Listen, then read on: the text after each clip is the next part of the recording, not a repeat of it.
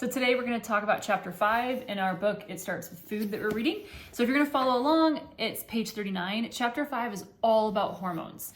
And it's the second good food standard that we're going to review today. So from our chapter 3 reminder, they talked about the first good food standard is understanding that everything that we consume, right, food or liquid, is promote a healthy psychological response, promote a healthy hormonal response, support a healthy gut, and support immune function and minimize inflammation. All of those things are the key to feeling better. So we talked about the psychological response, how we're like dopamine response, how we're addicted and crave sugar. And now we're going to cover hormones, because hormones regulate so many things, from why we're not losing body fat to why we feel like crap, to why we're sluggish, we're stressed, we're inflamed, right? This is by far the most sciencey chapter, the little bit the nerdiest side, but I think it's most important because we have to understand what's going on in our bodies for us to know what to make changes. And if you're not feeling great or seeing the results you want, it's good to know and understand how these hormones work so that you can change, things with your diet and your habits so that you do feel better and see the results physically that you want. So it's a little bit longer. There's just 4 of them. I'm going to read through these quickly. There's not a whole lot of commentary on them. It's just being able to understand exactly what they do for our body. It always blows me away when I learn about hormones and how much they control, especially with how I feel. So they talk about the second good food standard states that the food you eat should produce a healthy hormonal response in the body. This is probably the most sciencey section of the book. We'll use a lot of analogies and examples to make the science easy to understand. We'll try to simplify things also. So we're gonna start with the basics. Hormones, right? Really, can you describe what hormones are? They're chemical messengers that are usually transported in your bloodstream. They're secreted by cells in one part of the body and bind to receptors in another part of the body. Think of a courier carrying a message from one person to another. They have many rules, but one essential function is to keep things in balance. So essentially, all biological processes have regulatory mechanisms designed to keep systems operating within safe, healthy parameters and maintain homeostasis or equilibrium in the body. Think of like a thermostat in your house. The furnace kicks on to keep the temperature above the lowest point set, but as the temperature rises to the top end of the range, the thermostat turns on your fan or your air conditioner, right? Much as your thermostat keeps your house within a healthy temperature range, so depending on how low or high you want that. Hormones work in the delicate intertwined ways to maintain homeostasis in your body, to keep our body where it needs to be.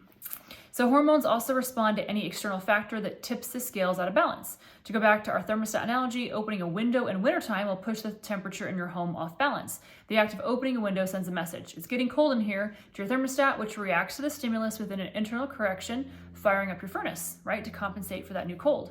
When the temperature reaches the normal range again, your furnace turns off. When you eat and digest food, various biochemical components of the food trigger multiple hormonal responses in the body. These hormonal responses control the use, storage, and availability of nutrients, where they go and what happens when they get there. So different nutrients cause different hormonal responses, but all of those responses are intended to correct the shift in balance caused by the influx of digested food particles. Everything we consume impacts our body, food and beverage. So that's why it's so important. I will say every now and then, like, I used to think, and maybe you do too, that I pretty much have a stomach that's like a garbage disposal, right? You can put almost anything down there, does this little thing, and then it just goes somewhere else. But that's not how it works. Literally everything you put in your mouth is going to do something to your body. So if you don't feel great, if you're not seeing the body fat loss you want, which are the 2 big things that I get from clients, is we've got to look at, well, what exactly are you eating? Because everything you're putting in there is going to make you run a certain way. So while there are a lot of hormonal players, for the sake of simplicity, we're going to talk about only 4 of them, which are insulin, leptin, glucagon, and cortisol. These 4 hormones, along with, there's plenty of others, form a complex, elegant, but indestructible web of feedback loops that influence all body systems. They all interact with one another's functions, behaving like a team in the body. They are neither good or bad in the right amounts. When things get ugly, you've got too much, not enough of any given hormone. We're going to start with insulin and then leptin. It's hard to separate the 2. All right, so in summary, an anabolic, which is building or storing hormone, secreted by this is insulin we're talking about. So an anabolic building or storing hormone secreted by the beta cells of the pancreas in response to ingestion of energy, most notably from carbs. So insulin facilitates the moving of macros, which are our protein, fats, and carbohydrates, from the bloodstream into your cells for immediate or future use, and coordinates the metabolic shift from predominantly burning one fuel source, which is the carbohydrate, to the other, which is a fat. Chronically elevated insulin levels are correlated with leptin resistance and indirectly related to elevated cortisol levels. So what does that mean? All right, so it does a lot. So we have anabolic, meaning that it builds and it stores things. And that's what insulin does. It's a hormone and it's secreted by pretty much the pancreas in response to eating carbs, is a short way of saying that. Insulin facilitates moving the macros, right? So we've got protein, fat, and carbs as we ingest them and then digest them, and they get sent into the bloodstream. And then the insulin, right, immediate future use and coordinates the metabolic shift from burning one fuel source to the other. So we can burn, we've got two fuel sources I talk about, right, which is either carbs or fats, and we've got to shift between those two. And all of it, as it said, right, insulin levels are correlated with leptin resistance, which we'll learn about, and indirectly related to elevated cortisol levels. Cortisol is like our stress levels. So insulin is about as close to a master hormone as you can get. It acts on virtually all cells in the body and directly controls or influences energy storage, cell growth and repair, reproductive function, and most importantly, blood sugar levels. It does a lot. Insulin unlocks a one-way door into cells so they can store or use nutrients. Insulin effectively stores all macronutrients, which are protein, fats, and carbs, but its secretion is most closely tied with the carbohydrate ingestion. So when we eat carbs, it is broken down into our bodies into simple sugars and absorbed into the bloodstream. This leads to a rise in the amount of circulating blood sugar, which is glucose. So let me back up for those that may not be as familiar. Carbs there's a huge range of carbs. You've got fruits, you've got vegetables, right? And these are all a little bit slightly different. We've got breads. We've got anything that is sugar. So treats, pastas, pies, to anything that has some form of mostly sugar, which those natural sugars in fruits. We've got veggies, oats, grains. Like it's such a large component of food. Most of what most of us eat, right? So with that, it talks about how when we eat a carb, which are all of those things, broken down into our bodies into simple sugars, right? So every carb is broken down into simple sugars, and then it goes into the bloodstream. This leads to a rise in the amount of circulating blood sugar. And so as you eat, I don't even know, from a fruit to a piece of candy, to a cake, to a sweet potato, to a bowl of oatmeal, that obviously gets digested, broken down, and is now broken down into the sugars that then go into glucose, which is all in your blood, and it's everywhere. Your blood can only handle so much glucose. So to be optimally healthy, our blood glucose levels must be kept within a normal range, not too low and not too high. Remember, just as the thermostat analogy, normal is pretty much synonymous with healthy. In the case of regulating blood sugar, your pancreas is the primary thermostat, and insulin is like your air conditioner, keeping blood sugar levels from remaining too high. So we read Glucose Revolution last, where it talked all about glucose and our blood glucose and spikes, right? So when you eat or consume some sort of carb, sugar, it goes up and then it has a spike and comes back down. So we talked a lot about how to curb that spike and to make it not so high, so that it doesn't have so many bad effects on our body. To be optimally healthy, our blood glucose must remain in that normal range, right? So when we have a rise in the blood sugar, it's sensed by our beta cells in the pancreas, which then secrete insulin into the bloodstream. So when we got too much sugar in the blood, because we've eaten too many carbs, there's going to be a rise in the blood sugar. It's sensed by the beta cells that are in the pancreas, and they secrete insulin into the bloodstream. Insulin signals cells in the body to pull glucose out of the bloodstream and move it into storage, bringing blood sugar levels back to normal, healthy range. Elevated insulin levels also have a satiety function, reducing hunger. So once there's too much sugar in the blood, right, pancreas sends insulin into the blood, and then it basically pulls them out and shuttles them into different places for storage. And that allows us to go back to normal levels. It's almost like Pac-Man. Think of Pac-Man that goes around and just eats all the little things. That's kind of what insulin does, and it pulls it out to the bloodstream so we remain healthy, and it puts it into different storage places. So you guys have heard of insulin sensitivity sometimes. The scenario we just described is called insulin sensitivity. If you have a healthy metabolism, when you eat a healthy meal, your blood sugar levels rise moderately, not too much and not too fast. That's the key. When blood sugar increases, the pancreas dispatches just enough insulin to communicate to the cells exactly how much blood sugar needs to be stored. Insulin's message is store these nutrients. The cells, which are sensitive to the insulin message, hear the request and respond appropriately by pulling blood sugar out of the bloodstream and storing it, thereby returning blood glucose levels to normal. Insulin sensitivity is indicative of a nice, normal, healthy relationship between the pancreas and most tissues in the body. So that's how it's supposed to work. Insulin's management of blood sugar serves a very important function, as chronically elevated blood glucose levels are highly damaging to many body systems, including the liver, pancreas, kidneys, blood vessels, brain, and peripheral nerves. Chronically high levels of blood sugar, hyperglycemia, are harmful, so managing blood sugar is critical for long-term health. Once cells have taken glucose out of the bloodstream, that glucose can either be used for energy or stored for future use, right? So that Pac-Man analogy, it pulls that sugar out of the blood and stores it. And it can be stored for energy or for future use. The primary place to store the glucose is in the liver and the muscles. It's a complex carbohydrate called glycogen. If stored in the liver, glycogen can easily be converted back into glucose, and then it released back in the bloodstream when energy is needed. However, glycogen stored in the muscle cells cannot be emptied back into the bloodstream. It stays there to provide fuel for your muscles, which is good because your muscles can do a lot of hard work. When you lift or strength train, that's where it pulls it out.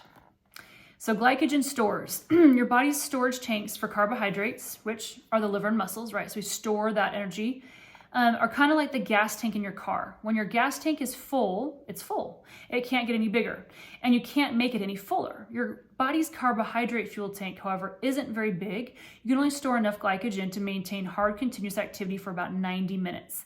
And because carbohydrate is fuel for intense activity, you don't tap into your glycogen stores in any meaningful way while you're sitting at a desk at work, watching television, or puttering around the house. In other words, it's really easy to fill your tank up with carbohydrates, but if you're not doing lots of high intensity activity, you're not really using much fuel. So when we talk about this is going to go into how we store body fat also. So like they said, think of your tank in a car, right? Your gas tank. You can only hold so much gas, and that stops. It is full, right? Not much more we can do with it. So this is saying that the body's fuel tank, right? Carbohydrate fuel tank, which again is pretty much all sugars and grains, fruits and vegetables. It's not very big, and it can only store enough glycogen to maintain hard continuous activity for about 90 minutes. And it's intense activity. And when we're sitting at our desk, when we're doing light movement, light exercise, walking around, we're not tapping into that. And so we're not using much of that fuel. So your hormonal troubles start with over-carb consumption, right? So let's talk about what that does to our body. The chronic overconsumption of supernormally stimulating, nutrient-poor, carbohydrate-rich foods. So when we talk, right, the list of carbs, it's pretty much anything that tastes good, right? From cookies to treats, to just plain sugar candy to soda, anything that doesn't have any nutritional value, but is delicious and makes us feel better, but we're not getting anything from it, right? So, to begin with, a constant excess supply of carbohydrates will tilt your metabolic preference towards burning what's most plentiful, sugar, when fuel is needed. If there's an overabundance of sugar, the sugar takes precedence over a fat as a source of energy in the metabolic processes. And stored fat doesn't get burned for energy. So if we have an excess supply of carbohydrates, it will tilt the metabolic preference of using carbs or fat, right, toward burning what's most plentiful. And the sugar is going to be most plentiful, right? That's when fuel is needed. So if there's an overabundance of sugar, which a lot of us eat way too much sugar, even artificial sweeteners, the sugar takes precedence over fat as a source of energy in many metabolic processes, and stored fat doesn't get burned for energy. So we're continually using the carbs as a fuel source instead of burning fat. If less fat is being burned for fuel, then it accumulates and body fat levels tend to increase. So in addition, all that excess glucose poses a storage problem in the body, right? We eat too much sugar. What do we do with it? Again, it's not like a car where the gas tank and it just overfills, right? Like you keep trying to put gas in the car, it overfills. The body doesn't know what to do with it either, stores as body fat. If those cells, okay, let me start. In addition, all that excess glucose poses a storage problem in the body. If there's a space available in the liver and muscle cells, they'll happily uptake glucose. However, if those cells are already full of glycogen, right? Muscle, liver, already full of glycogen. So then where does that glucose go? They will politely decline any additional nutrition, especially putting up a no vacancy sign pretty much. When there's no room in the liver and muscle, the body shifts fuel storage to plan B. You will not like plan B. When the liver and muscle glycogen stores are full, the liver and your fat cells converts the extra glucose into a type of saturated fat called palmitic acid, which can then bind together in groups of 3 to form triglycerides. These two processes combined, the preferential burning of carbohydrate over fat for fuel and the creation of triglycerides, lead to increased body fat and increased I cannot say that, triglycerides and free fatty acids in the blood, neither of which is desirable or healthy. And this pileup of sugar and triglycerides in the blood pushes another hormone, leptin, out of balance. So that's it for insulin. So we overconsume too much sugar, right? If you're from food, soda, there's sugar in energy drinks, there's sugar everywhere, right? If the muscle and the liver, which is what stores it, right? Insulin pulls it out of the bloodstream, puts it into storage into the muscle and liver. And then we use that for resistance training. If those are full, what does the body do with it then? So that's when it says it converts that glucose into a type of saturated fat and then binds together at groups of 3 for triglycerides. They are then stored as body fat. So this is kind of how it works when you think, well, when I overeat on calories, I'm getting body fat, how does that work? Why is that there? A lot of it is from an overabundance of carbs. So then how does leptin play? And this one's not as long. So summary, which is a little bit technical, for leptin, an energy balance hormone that is secreted primarily by fat cells and is released in proportion to the amount of fat stored. Leptin tells the brain how much body fat is stored and regulates both energy intake and energy expenditure to keep body fat levels in balance. So leptin is important if body fat is an issue for you. Overconsumption of nutrient-poor, supernormally stimulating carbohydrates leads to chronically elevated triglycerides and blood sugar levels, which promote leptin resistance and an increase in fat storage accompanied by greater insulin resistance. Again, what does that mean? So leptin is sometimes referred to as a satiety hormone because higher leptin levels help to keep us full and satisfied, right? We want healthy hormones that tell us, hey, stop eating, you're full, you're satisfied, right? Sometimes we continue to eat, we want to make sure ours is working appropriately. So leptin is sometimes referred to as a satiety hormone, keep us full and satisfied. They follow a normal daily cycle tied primarily to your eating schedule. Since you don't eat while you're asleep, leptin is pretty low first thing in the morning. This triggers the secretion of appetite-stimulating hormones and is one of the reasons we wake up hungry. So when you're done eating for the day, typically after dinner, leptin levels are higher, helping you stay full and satisfied until bedtime. However, leptin's primary job is to regulate your big picture hunger and activity levels to help keep your body in an energy balance. Not too fat, not too lean. Body fat is not a bad thing. It's what allows us to survive long periods of food shortage or not eat for a few days when we have the flu.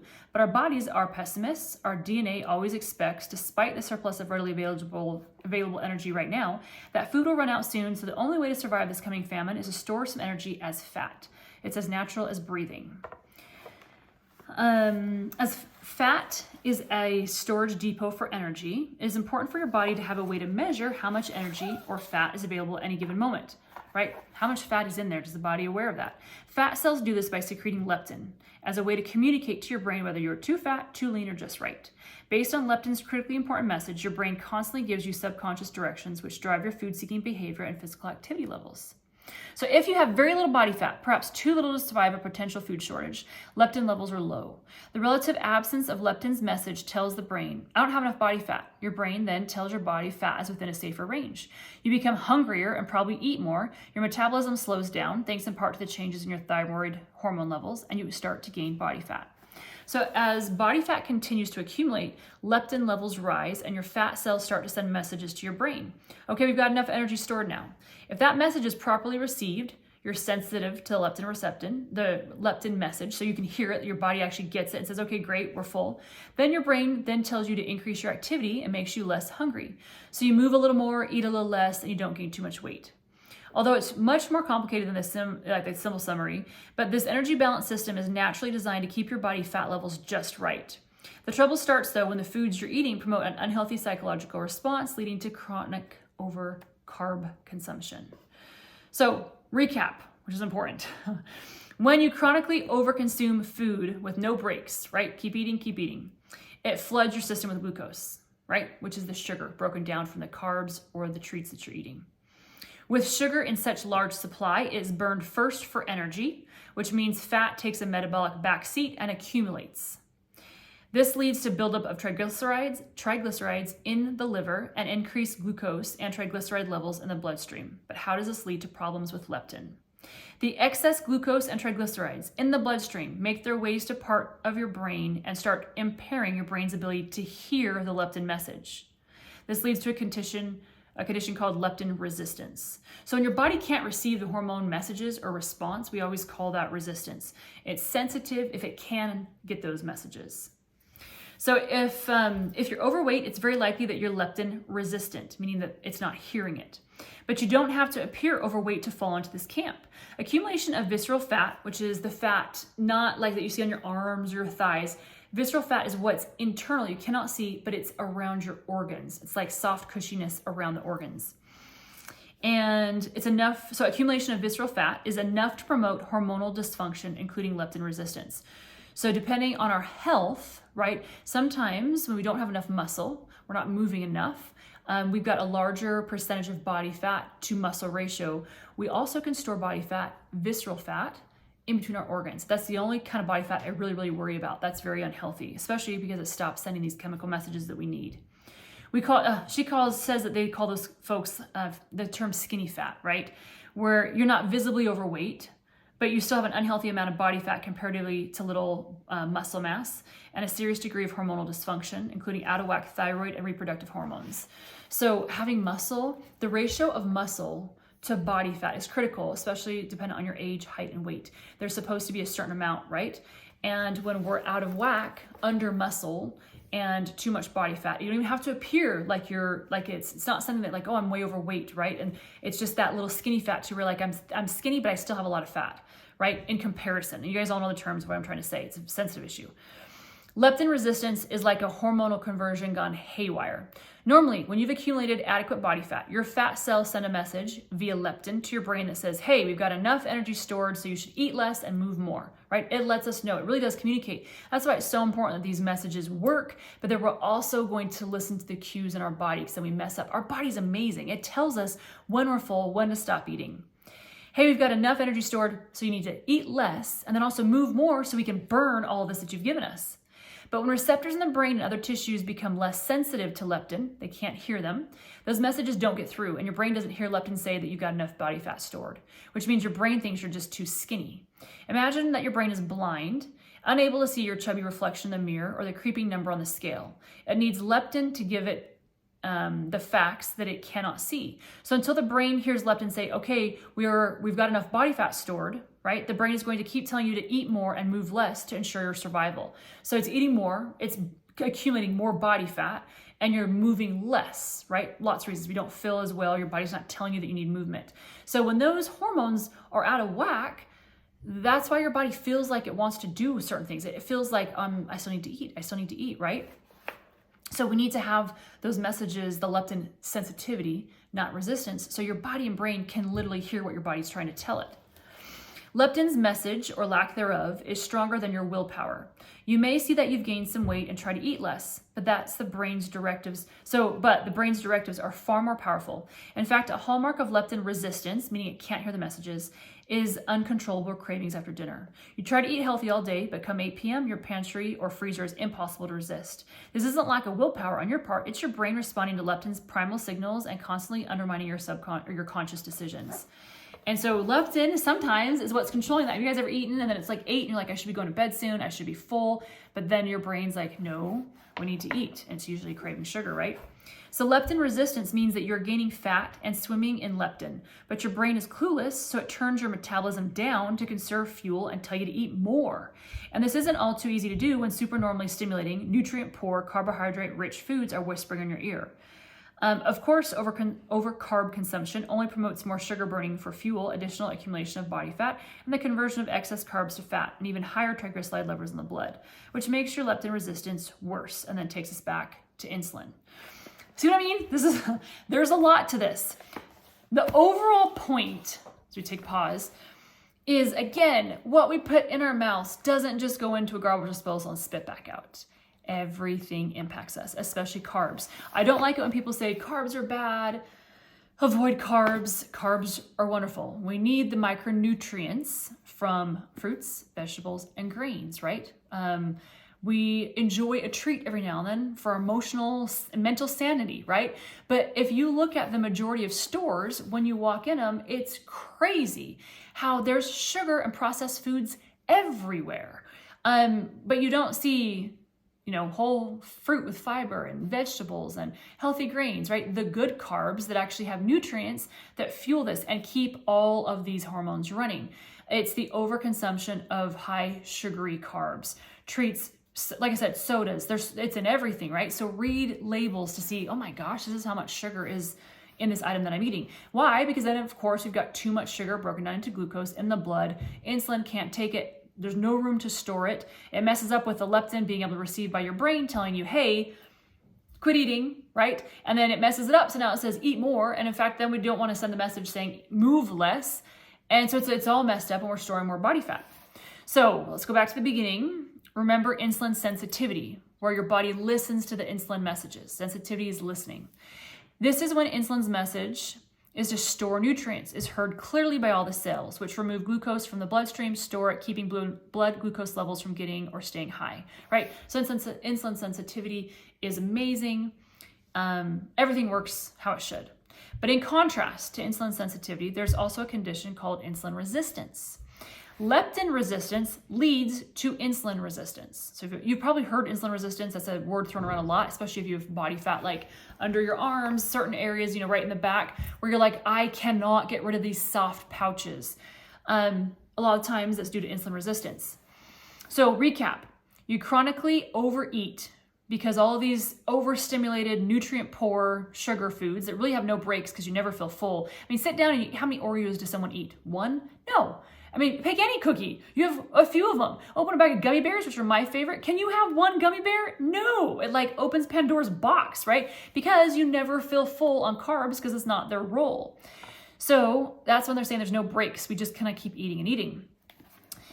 Think of even sitting in a restaurant and having soda. It's just in front of you. I don't feel full. I want it. I have another one, another one. There's almost no breaks with it. So this makes you, right, when you eat those foods, when you eat carbs that are higher in sugar, this makes you leptin resistant, which means your brain thinks you're too lean and skinny, even if you're looking at yourself in the mirror and think otherwise. This leads to your brain to tell you to eat more and move less, right? Which promotes further overeating. You're now metabolically reliant on sugar for energy. You continue to accumulate body fat in the body and the liver and have excess glucose and triglycerides in your bloodstream. None of that is good. So that's why when people say, I'm eating, I'm hitting my calories, but I'm not seeing body fat loss, I'll say, well, great. Well, what kind of calories? What's in them? And generally everybody's over on carbs. And I'll say, great, you must be eating a ton of fruits, vegetables, and grains. And when I look at it, it's not, right? It's like white bread. It's things with no nutrients in it, which I love white bread. It's good. But when you look at the quality of how many nutrients are in the food comparative to how much sugar, even added sugar, is in the food, that's what's going to happen. It messes everything up on a hormonal level. All of that excess glucose needs to be stored somewhere. The sugar's got to go somewhere, right? Muscles and livers are full. Liver and muscles, I should say. The trouble is jamming lots of energy into a cell causes damage. So to protect themselves from being overfilled, the cells become insulin resistant. Think of like a closet. You just keep shoving more towels and sheets and bedding into this closet determined to fill every shelf, right? You're trying to close the door. Well, at some point the closet's like, I'm not closing, you're gonna break the door hinges. So, right, where does that go? This is telling you, can't store anymore. I'm now insulin resistant. I'm not receiving those messages anymore. Once this occurs, the cells lose their sensitivity to insulin's message to store nutrients. The pancreas sends a message via insulin to store, but the cells don't listen and the blood sugar levels remain high. It's all out of whack. Since high levels of blood sugar are very unhealthy, the body really needs the cells to store that energy. What are we supposed to do with it? So it responds with an even stronger message. Insulin resistance requires that the pancreas produce even more insulin until the message is strong enough to force nutrients into the already full cells. However, this force feeding creates oxidative stress and elevated fat levels in the blood, which further damage the cells. The damaged cells continue to try to protect themselves, further increasing insulin resistance, and this cycle continues. So inflammation is a huge thing. It's a huge problem. You don't want it. These cells, overfilled, running mostly on sugar, produce reactive oxygen species, which you probably know as free radicals, which cause cellular damage. Not a good thing. The response to this damage is a cascade of immune responses, including the release of inflammatory chemicals, as well as immune cells that show up as first responders to help repair the damaged tissue. This immune response is termed systematic inflammation. We're going to cover that, don't worry, and further increases insulin resistance. So, almost done here. At this point, you have excess glucose in a system that is insulin resistant, not listening, right? Blood sugar remains high because the cells are stuffed full, resisting insulin's message to store, right? It keeps saying store more, and it's saying, what the heck? This creates ongoing hyperglycemia, chronically elevated levels of blood sugar, which, as you'll recall, is very damaging, especially to pancreatic beta cells, where insulin is produced. So chronic hyperglycemia first causes beta cell adaptation to allow the pancreas to produce progressively more insulin to manage the excess blood sugar. The pancreas cannot adapt forever, however, so eventually, damaged by ongoing hyperglycemia, pancreatic beta cells start to disintegrate. Yes, they actually die from toxic levels of blood sugar and the resulting oxidative stress. So, not good. At this point, you lose the ability to produce enough insulin to manage blood sugar, which is how toxic levels of blood sugar and insulin resistance can lead to type 2 diabetes. So it's kind of all coming full circle. However, there are consequences to your health very much long-term before you get to diabetes.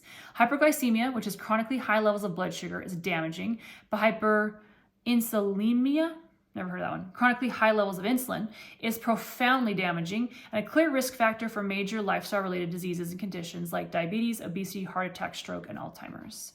So chronically high levels of insulin are harmful, so managing insulin levels is critical for long-term health.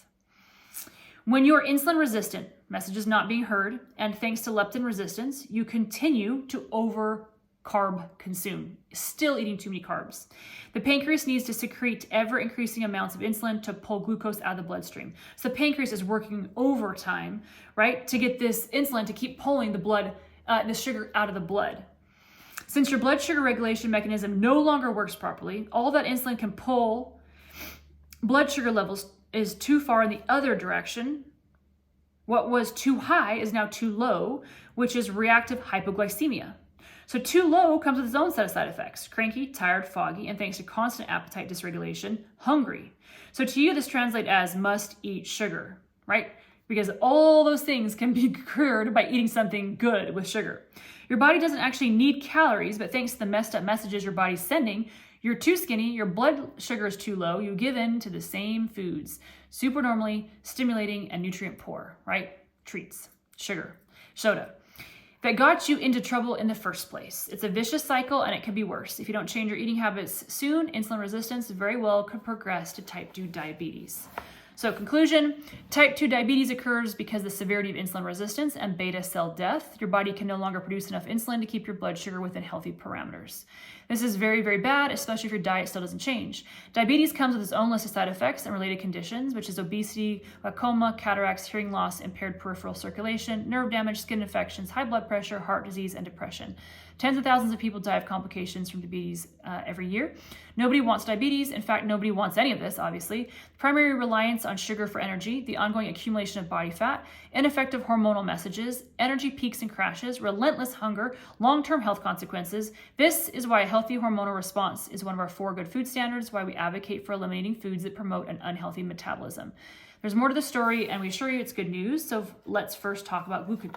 So before we go on to glucagon, and the next 2, because this is long, there's a lot to cover. I'm going to break the chapter in half. So we've covered the first 2 hormones. We'll cover the second 2 hormones in the next video.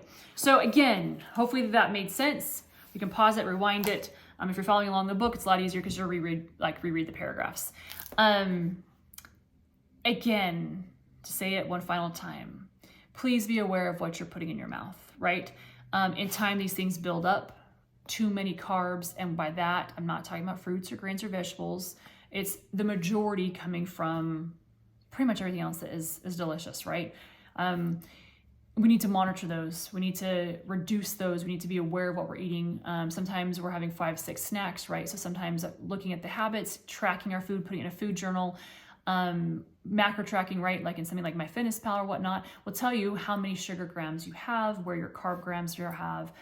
Look at the labels, look at how much your added sugar or your artificial sweeteners are adding, because sugar is sugar, and we do not want to experience any of this message between hormones, right, that are they're not working. So again, if you feel like I'm doing everything I can, I'm hitting my calorie goals, why am I not losing body fat? Sometimes it's overconsumption of carbs that have no nutrient value. So hopefully that helps. We will cover the other 2 hormones in the next chapter.